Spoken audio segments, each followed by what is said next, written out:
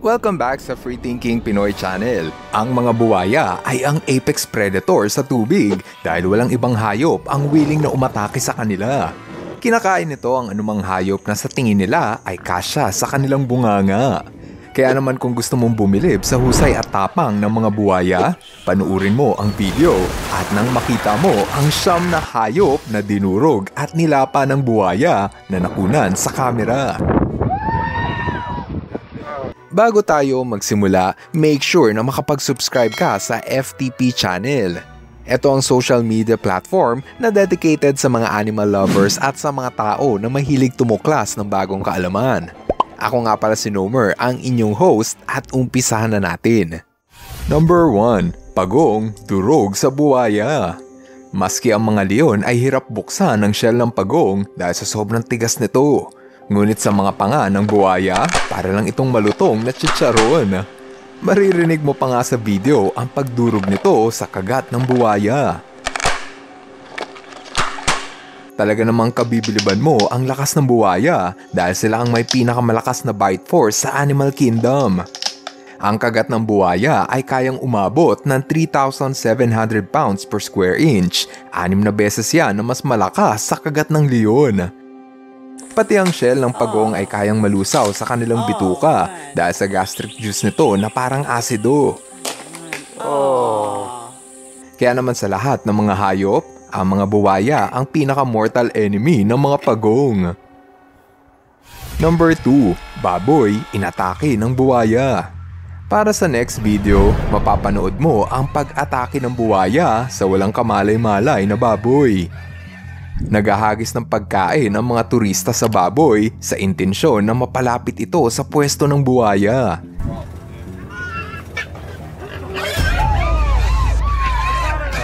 Dahil sa mga turista, naka-jackpot ng tanghalian ang buwaya.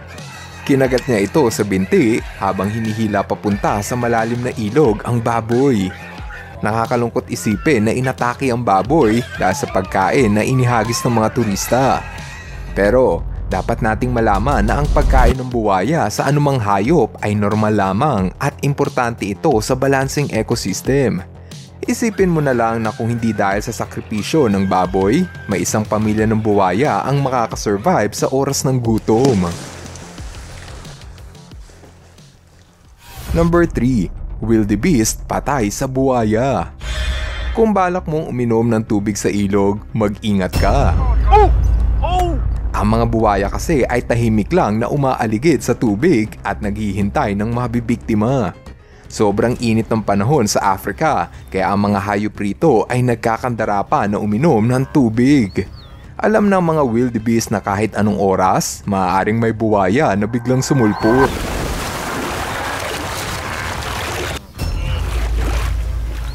Ang ilan sa kanila ay nagulat dahil ang iba ay first time pa lang na makakita ng buwaya. Mas lalong naging delikado ang uminom sa ilog dahil sa pagsidatingan ng mas marami pang buwaya. Gayunpaman, walang magagawa ang mga wildebeest kundi ang ibuwis ang kanilang buhay para lang humigop ng tubig. Kung hindi nila ito gagawin, matinding uhaw ang papatay sa wildebeest.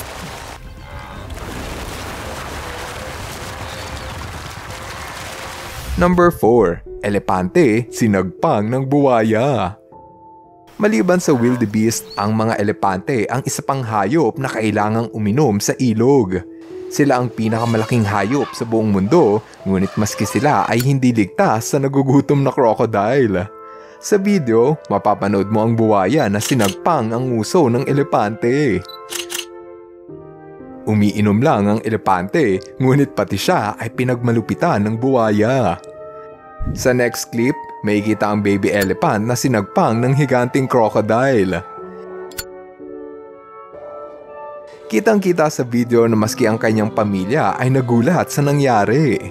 Sa huli, lumapit ang nanay ng elepante at tinakot palayo ang buwaya. Number 5. Buffalo inambush ng buwaya. Sobrang delikado talaga ang uminom sa ilog na tahanan ng crocodile, ngunit importante sa mga hayop ang tubig.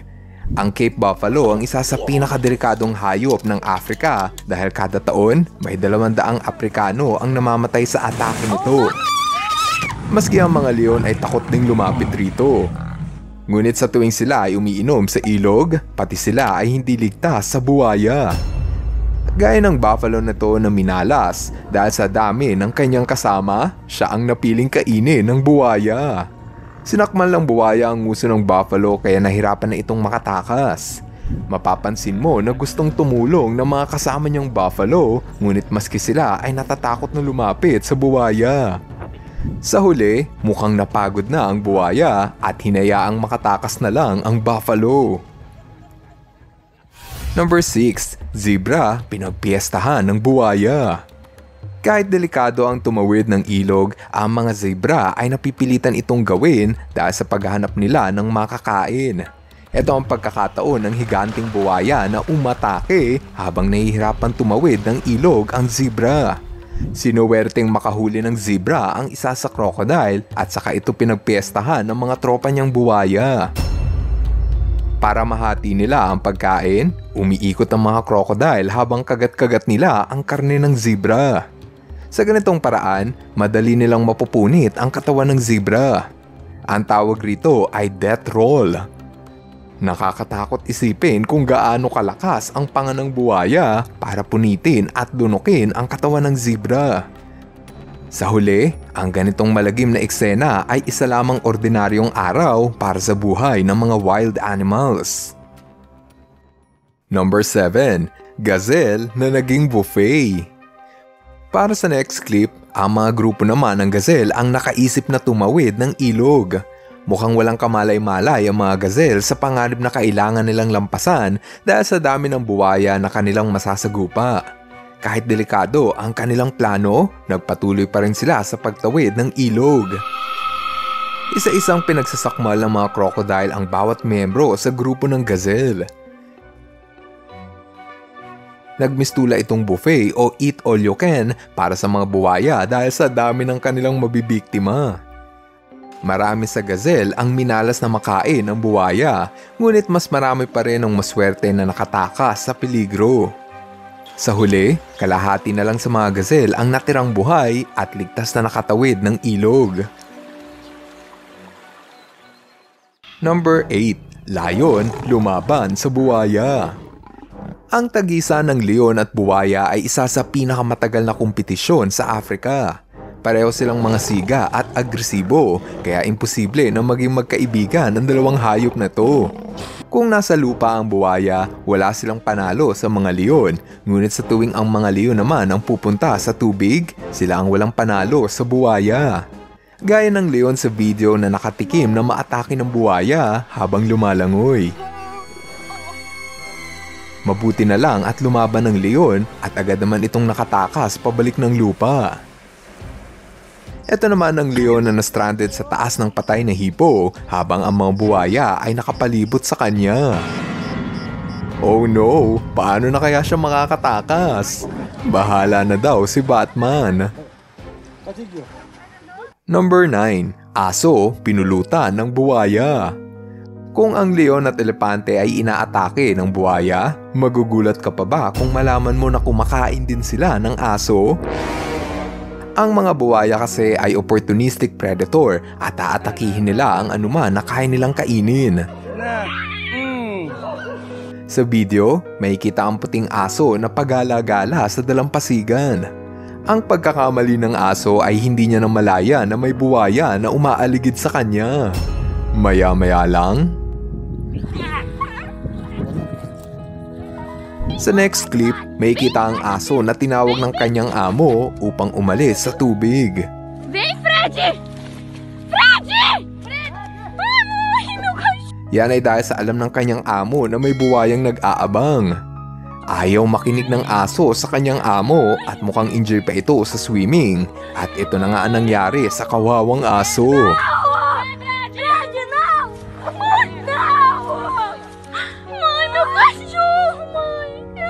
Alam ko na natakot ka sa lupit ng mga buwaya, pero mahalagang malaman mo na ginagampanan lang naman ng mga buwaya ang kanilang papel sa balancing ecosystem.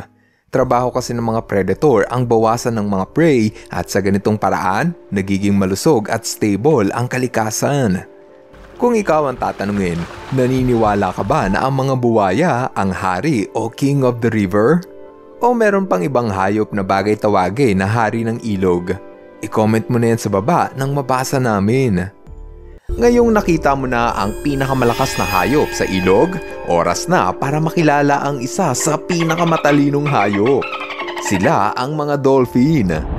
Uumpisahan natin ang kwentuhan sa nakakatakot na pugita.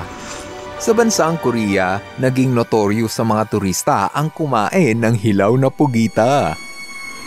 Napaka-extreme dahil buhay at tumatakas pa ang kinakain mo sa iyong bibig.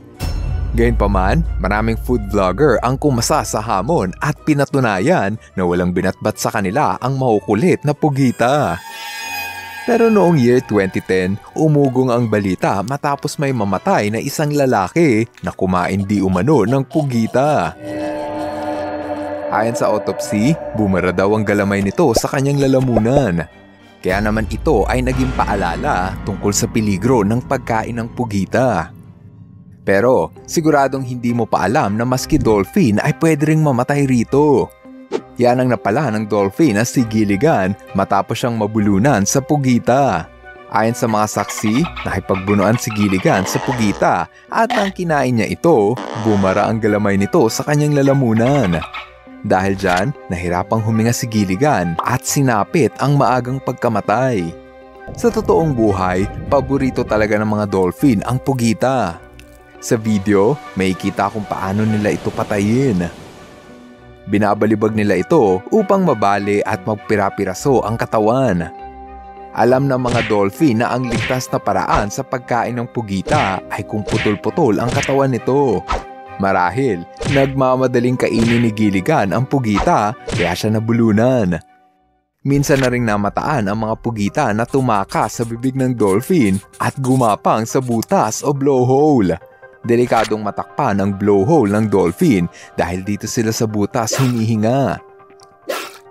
Nakuna ng picture na to sa New South Wales at makikita na tinakpan ng pugita ang hingahan ng dolphin upang gumanti. Dahil dyan, nakailang ulit sa pagtumbling ng dolphin hanggang sa tuluyan na niyang natanggal ang nakabarang pugita. Oo nga pala, pindutin mo muna ang like button sa ibaba ng video. Salamat! Sa lawak ng dagat at sa dami ng sea monsters na maaaring nagtatago rito, ang hirap paniwalaan na ang killer whale ang numero 1 kalaban ng mga dolphin. Sa video, makikita ang killer whale habang kumakain ito ng nahuli niyang dolphin. Ang mga killer whale ang pinakamalaking predator at marahil ang pinakamatalinong hayop. Sa tuwing humuhuli ng biktima, ang mga killer whale ay bumubuo ng grupo. Halos walang takas sa mga dolphin sa bagsik ng killer whale. Kinakagat nila ang dolphin upang masugatan at maubusan ng dugo. Kung may pagkakataon, binabangga nila ito upang tumilapon sa ere. Kung ang pugita ay hinahagis ng dolphin, ang mga dolphin ay binabalibag naman ng killer whale. Tinatapon nila ito sa ere upang mabugbog ang katawan ng dolphin. Sinasampal nila ito ng buntot at hinahagis ang dolphin sa taas na 5 metro. Kawawang dolphin. Ito ang isa na sumobra ang gigil. Kapag bugbog sarado na ang dolphin, sa kanila ito kakainin. Kung ang killer whale ang pinakamalaking predator sa dagat, ang mga polar bear naman ang pinakamalaki sa lupa. Noong 2015, namataan ng mga researcher ang isang polar bear na humuli at lumamon ng kawawang dolphin. Ito ang unang beses na may naitalang polar bear na kumain ng dolphin. Ayon sa mga scientists, unti-unti nang umiinit ang tubig sa polar region, kaya marami ng dolphin ang nahihikayat na bumisita at mamuhay sa Arctic. Ang hindi alam ng mga dolphin, meron ditong polar bear na may kakayahan na humuli at kumain ng dolphin. Kaya napaka-espesyal ng litrato na ito dahil ito ang unang beses na naobserbahan ng polar bear na humuli at kumain ng dolphin. Kawawang dolphin, wala talaga silang takas, mapadagat man o maski sa lupa. Hindi lang bear at killer whale ang kalaban ng mga dolphin. Alam mo ba na pati ang barko ay malaking sagabal sa buhay ng mga dolphin? Simula nang maimbento ang barko, sobrang ingay na ng ating karagatan. Ang mga barko kasi ay naglalabas ng napakalakas na ingay na maaaring bumasag sa tenga ng dolphin. Ito ngayon ang tinatawag na noise pollution. Delikado sa mga dolphin ang maingay na polusyon dahil sa sobrang lakas ng kanilang pandinig. Sa tuwing bumubusina ang barko, para itong speaker na naka-maximum sa tenga ng dolphin. Ang sobra-sobrang ingay ay maaaring magdulot ng stress sa hayop na pwede nilang ikamatay. Marahil ang pinakamaingay sa lahat ay ang sonar ng barko. Sobra nitong lakas at pwede nitong sirain ang tenga ng mga balyena. Dahil dyan, maraming dolphin ang nabibingi at nahihirapan ng gumamit ng echolocation. Kaya naman maraming animal rights activist ang nakikiusap sa malalaking kumpanya na kung maaari, bawasan ang ingay ng barko para sa kapakanan ng mga hayop. Kung akala mo na maraming tao ang may malasakit sa dolphin, dyan ka nagkakamali. Noong year 2015 sa bansang Chile, hinuli ng mga tao ang batang dolphin na nakita nila sa dalampasigan. Dinala nila ito sa lupa at saka pinagpasapasahan upang kuhanan ng picture at sangkatutak na selfie. Pagkalipas ng 10 minuto ng picture taking, pumanaw ang dolphin dahil sa sobrang stress at dehydration. Palaging tatandaan na ang mga wild animals ay hindi mga artista na dapat mong ambushin para lang magpa-picture. Kung may makita kang dolphin na na-stranded sa lupa, tulungan mo dapat itong ibalik sa dagat. Gayunpaman, may mas nakakatakot na kaganapan sa bayan ng Taiji, Japan kung saan libu-libong dolphin ang pinapatay ng mga tao. Ito ang tinawag na taunang dolphin drive hunt na ginaganap tuwing buwan ng Setyembre. Libu-libong dolphin ang kinakatay ng mga Japanese fisherman upang mangolekta ng karne at ibenta sa palengke. Oh no! Nagsimula ang drive hunt noon pang 1606 at isa ito sa pinakamatandang kultura sa Japan. Isang beses lang nila ito gawin sa isang taon, ngunit kitang-kita naman sa video ang lawak ng kanilang pinsala sa marine ecosystem. Dapat mong malaman na ang mga dolphin ay hindi nalalayo sa ating mga tao. Bumubuo sila ng pamilya at sama-sama silang lumalangoy bilang magkakamag-anak. Nakakaawang panuurin ang sinapit ng mga dolphin, lalo na kung alam mo kung gaano katalino ang mga hayop na to. Huwag nating hintayin magalit ang mga dolphin at baka gantihan nila tayo. Kaya the next time na may makita kang dolphin, huwag mo sana silang saktan. Itrato mo sila na parang tao na may respeto at malasakit.